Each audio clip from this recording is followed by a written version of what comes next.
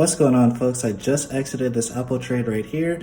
Let me take you through my thought process of why I took it. Let's go. All right, just exited this Apple trade for a quick scalp. Excuse my voice, I'm sick, y'all saw in the story. But anyways, the reason why I entered this trade was pretty simple. Number one, we came down to key demand here at Apple. As you can see here, not only is it a demand zone, but it's also at $130, which is a nice psychological level. The low here was just below 130, so obviously it's not going to be to the penny, but it was very close. So there was already two levels of confluence that were indicating a bounce here off the rip.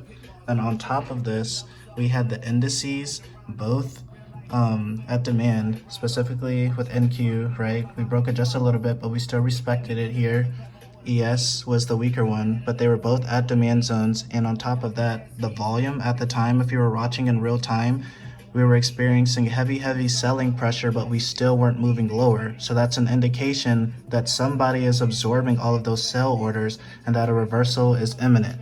And finally, if we come over here to the VIX, come on. Oh my gosh, there we go.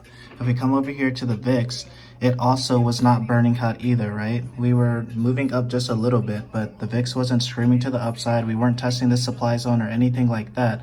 So that also led me to believe that a reversal was coming. So it was a nice scalp, went exactly as planned. It didn't work out right away.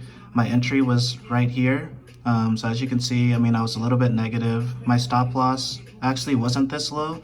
I did want to see a nice low of day break, like a false breakout to attract retail bears, late shorts, and then a move higher. And I do believe that that's kind of what we were seeing down here on the indices as well. We broke this low, trapped a bunch of shorts down here, and then we ended up bouncing very hard to the upside. I think a lot of people had to stop out once we broke this high. So yeah, that's pretty much the summary right there. And I'll be looking for other opportunities. If you found this video helpful, make sure to share it with a friend, and of course, leave a like. And if you like these kind of concepts and you want to learn my thought process and how I think and how I trade, make sure to check out the Patience is Profitable course linked in my bio. I teach you all of these concepts in there. Right now, the pre-sale is live, so you can get 25% off, but that price does go up Christmas Day at midnight.